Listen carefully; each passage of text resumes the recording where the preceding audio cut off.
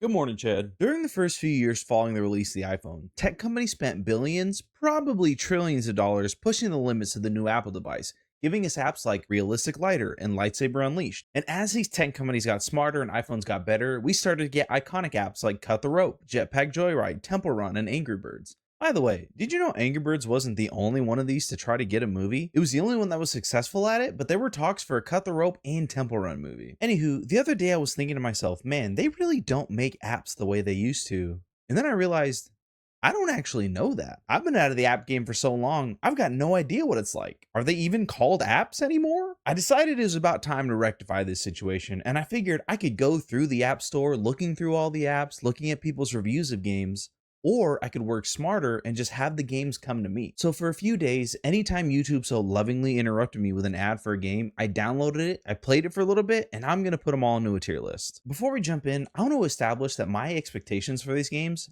aren't very high. I kind of view phone games as a sort of filler activity. Maybe not something you'd turn to if you had multiple hours of free time, but if you've got 20 minutes to kill, let's say on a bus ride or you're at the doctor's office, maybe even you sit down to poop and realize, I forgot my phone, I can't doom scroll. So instead you pull out your phone to play some phone games. I am aware that there are some real video games that have turned themselves into apps, but for the sake of what I'm trying to do, if I get any of those ads, I'm just going to ignore them. I want to play games that were specifically dedicated to be phone games, and I'm going to judge them by two standards. First of all, is the game fun? And secondly, is the game actually what was shown to me in the ads? Judging a game on how fun it is going to be pretty simple. If it entertained me for the duration I was playing it, then it was fun. It doesn't matter the type of game or how hard or easy it was. If the game kept me entertained and it stopped me from looking at the clock, then I say it was a win. A major aspect of fun that I'll be judging is how often and how intrusive ads are in the game. If I'm really vibing with the game, but then I have to watch a 30-second ad like every minute or so, that's dumb. That's not fun at all. And speaking of dumb ads, the second criteria is if the gameplay shown in the ad was actually what I got when I downloaded it. I don't like being lied to.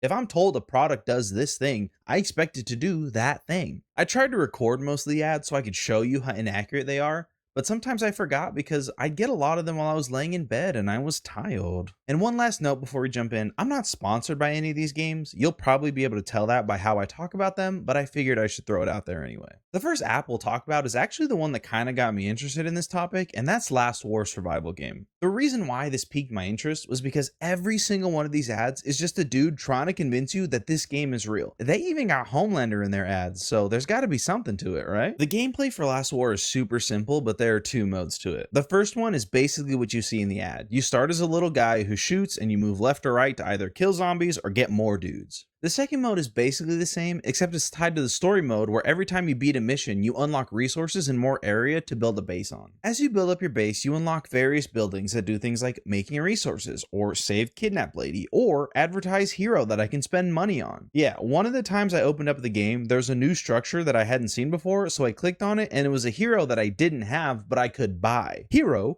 What do you mean, hero? I pretend to hear you ask. Well, you see, one of the buildings in the base lets you summon heroes that you can use as starting units for the story mode version of the game, which is the main difference between the two modes. Also, in both modes, there are technically 3 different objectives that you have to clear to beat a level, but the gameplay is exactly the same in all 3, so it's not super relevant. Whichever game mode I ended up getting though, I was pretty good at this game. So good, there were times I didn't even have to move my little guy to win. You might see this and think to yourself, wow, that must be a baby game if you can beat it without even moving. And to that I say, nuh-uh. Every single level I beat said something like 99% of people failed this one. 99% of people fail this one. 30% of people wait, no, that might be an easy one. These stats were only shown in the normal version of the game. I am ashamed to admit that there were a few story mode missions that I failed. If you go far enough into the story mode, the game sends enough zombies at you that you have to upgrade your heroes to continue. Something that I often forgot about because I didn't like interacting with the base building part of the game. You had to use resources to upgrade heroes and buildings, but the game gave you an infinite amount of them, so resources never really felt like a problem. Eventually, if you were high enough level, it'd take like an hour or something to upgrade one building, or you could use a special resource to upgrade the building right away. But you also get an infinity of the special resource, so instead of resource management, it was just button simulator. I'm sure this won't be a problem for almost all of the games I play though. Some of the story missions were locked behind the base building, so if I wanted to play the story mode, I had to interact with the base builder. At the very least though, if I didn't want to do this, I could just play the normal version of the game that was shown in the ad. The base building system didn't really amount to anything, but the game was still relatively easy. There there were barely any ads, and it was exactly what was shown to me in the advertisement. So I'm putting Last War in the C tier. The next game up is X-Clash, and it's another relatively simple one. In this game, you have to stop bees from attacking your dog by drawing objects around it. It starts off fairly simple, but for some reason I was getting resources after I beat the first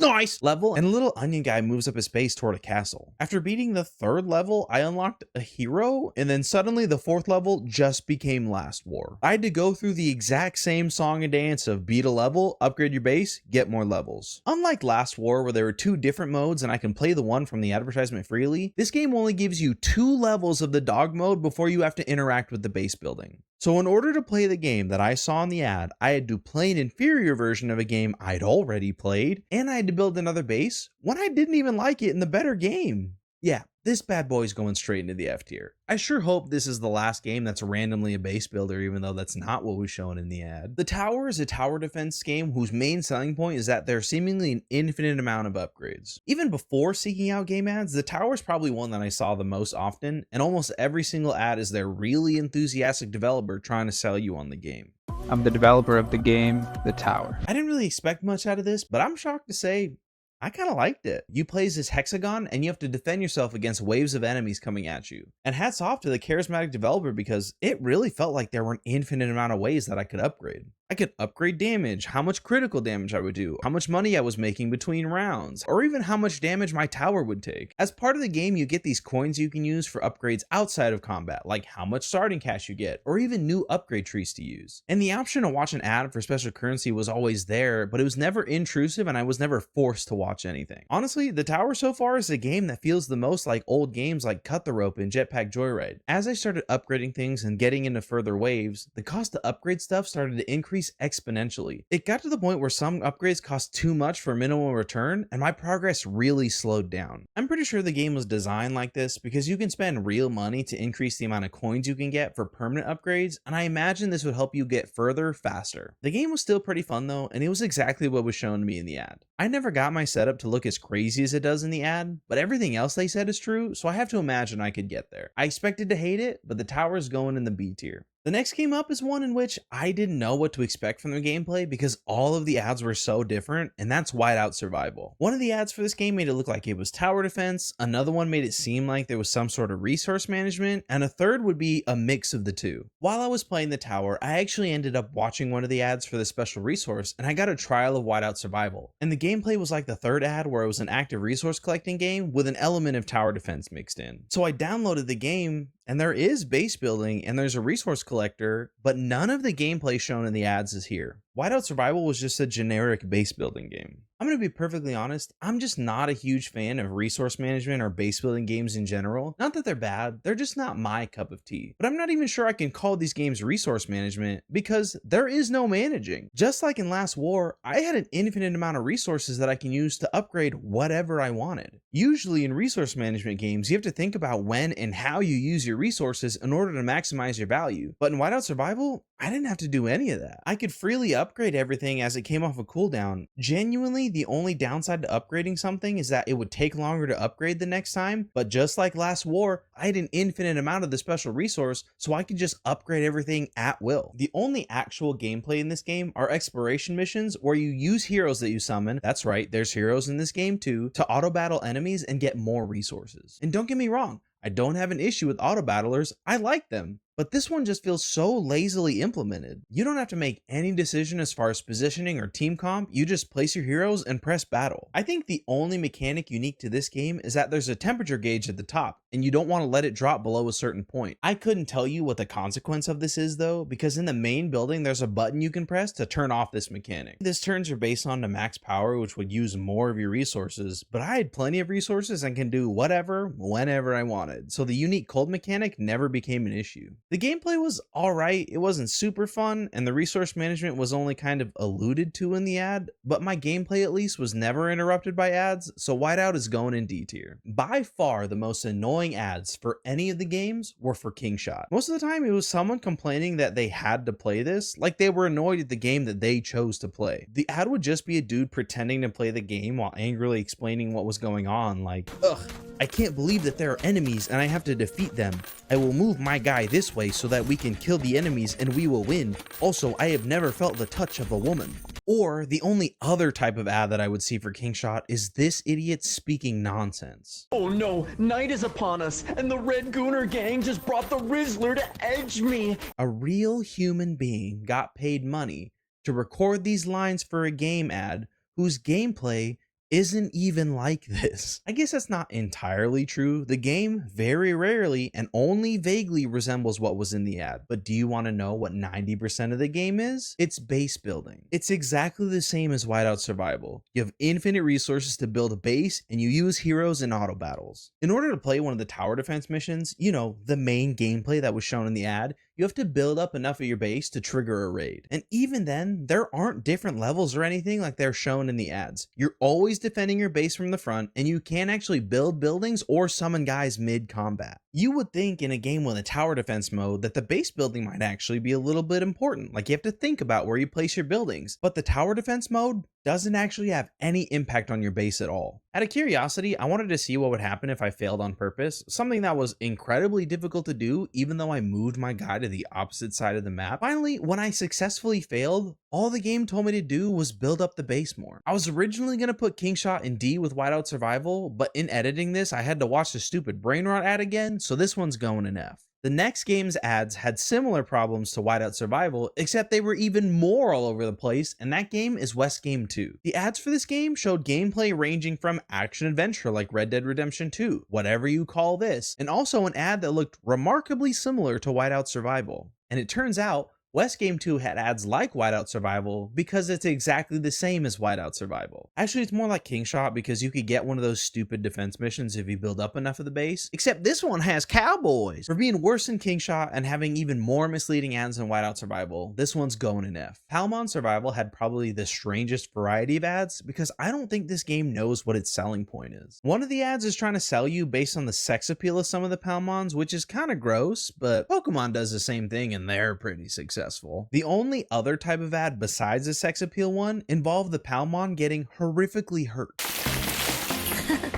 After the ad would show a Palmon getting maimed and harvested for parts, it would then cut to a trainer fighting alongside the Palmon. This one actually shows a guy using a gun against one of the Palmon. So what's the actual gameplay like? Well, I'm pleased to say that after 3 very generic base builders, this one is exactly the same. The first 20 minutes are a little bit different, but after you beat the first boss, it's the same as the previous 3. The game did have me hooked for a little bit. Out of all the previous games, Palmon by far has the most visual clutter. There was always something to click on, some new reward to get. I'd expand my base and find a new egg to hatch, or I would get a treasure chest which gave me more resources to make more buildings, and this game had the most variety of buildings, or I would get a notification that someone in my alliance was doing a quest that I could join in, or someone in my alliance sent a gift but only 10 people could claim the gift, so you had to be quick, and it was like a little mini game. And before I knew it, my brain was addicted to all the little dopamine hits I would get from clicking all the different rewards. Aside from that, all of the complaints I had from the previous games apply here. The only main gameplay difference is that you can actually skip the auto battles in this one, but that just means there's even less gameplay and more base building. Maybe it's because I'm a Pokemon fan, but this game spoke to me a little bit more than the other ones, so it's going in D tier, but it's teetering dangerously close to F. Out of all the ads that I saw, the ones for the next game, the Grand Mafia, are by far the craziest and by far my favorite. I don't know if I'm allowed to show this to you, but YouTube showed it to me, so... Ejaculating prematurely? Wait, that's not the right ad.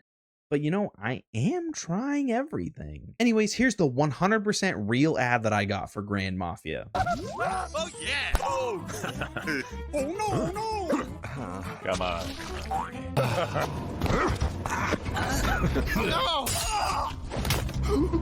I don't know who this game is marketing itself towards, but they got me, so I guess it worked. The first 15 minutes after opening this app is mostly cutscenes and dialogue that you need to run through. The only gameplay is a short sniper mission and playing Guess the Cup with one of the babes the game gives you. And you heard that right. One of the optional minigames in Grand Mafia is playing games with the babes that you unlock in order to romance them. You can even change their outfits or change their aim if you want to. Finally, after like 20 minutes of cutscene and dialogue and like 4 hours of playing with the babes, I don't know, the game forces it on you. I finally get full control of the game, and it's a base builder with infinite resources and auto battling. Technically, it's two kinds of auto battles, but who is asking for these games? I don't understand how every single one of these games is exactly the same. At this point, I was suspicious and looked into the developers of the game to see if the same team just made the same game with a different skin.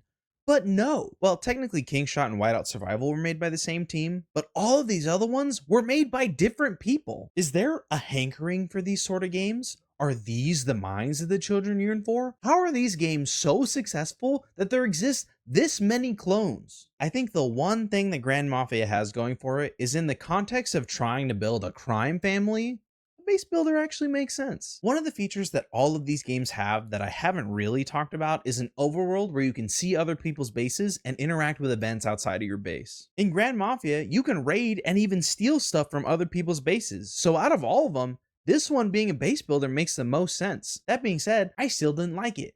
D tier. I wasn't sure what games I'd see over the course of me doing this, but one game I was absolutely certain I'd get an ad for was Raid Shadow Legends. If you've spent any amount of time on YouTube, then you've almost certainly heard of Raid. For a few years, it felt like they were sponsoring every single YouTuber. And because I'd heard a million different YouTubers talking about the ad, I had one preconceived notion about it. There is no way that Raid is gonna be good. And honestly, it's not that bad.